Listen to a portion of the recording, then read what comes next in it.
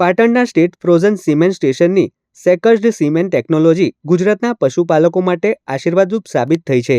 આ આધુનિક પદ્ધતિ દ્વારા પશુઓમાં હવે 91% સુધી માદા વાછરડીઓ જ જન્મે છે, જેના પરિણામે દૂધ ઉત્પાદનમાં નોંધપાત્ર વધારો થયો છે।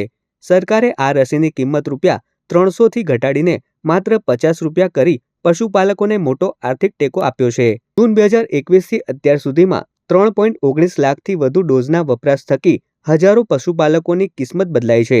પાટણ જિલ્લાના ડેરી ક્ષેત્રમાં આવેલી આ શ્વેત ક્રાંતિ પાછળ વિજ્ઞાનનો મોટો ફાળો છે। સેકર્ડ સિમેન્ટ પદ્ધતિમાં નર માટે જવાબદાર વાય ક્રોમોસોમ્સને દૂર કરી માત્ર એક્સ ક્રોમોસોમ્સને સક્રિય રાખવામાં આવે છે। આ સચોટ ટેકનોલોજીના કારણે પશુપાલકો હવે ઈચ્છા મુજબ માદા પશુ મેળવી શકે છે, જે પશુપાલકોની આવક વધારવામાં સીધી મદદરૂપ બને છે।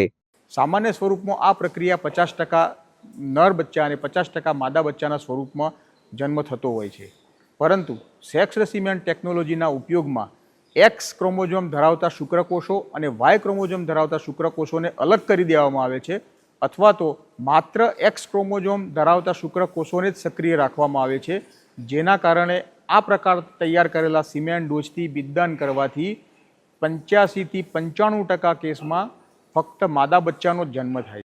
કોઈટા ગામના પશુપાલકના તબેલામાં આ ટેકનોલોજીના ઉપયોગથી પશુઓની સંખ્યા અને ઓલાદ બંનેમાં સુધારો થયો છે। અગાઉ પરંપરાગત પદ્ધતિમાં નર પશુ જન્મવાની ચિંતા રહેતી, પરંતુ આ વૈજ્ઞાનિક અભિગમ અપનાવ્યા બાદ છેલ્લા 5 વર્ષમાં તેમના દૂધના વેચાણમાં 3 ગણો વધારો થયો છે। આમાં ઘણી મીટિંગો થતી, તેમાં અમે જાતા ને ખબર પડતી કે પ્રાકૃતિક રીતે આ બિદદાન થાય છે। સેક્સ નામનું એક બિદદાન આવે છે, તે કરાવવાથી માદાનો જન્મ થાય છે અથવા વાછરીનો જન્મ થાય છે।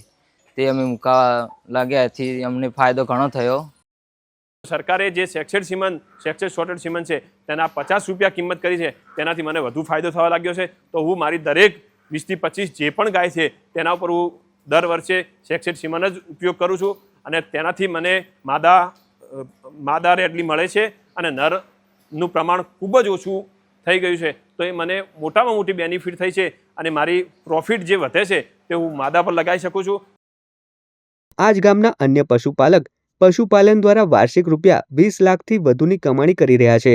તેમની 23 ગાયો દરરોજ 250 લીટર દૂધ આપે છે, જેમાં સેકર્ડ સિમેન્ટ ટેકનોલોજીથી જન્મેલી 15 વાછડીઓનો મુખ્ય ફાળો છે।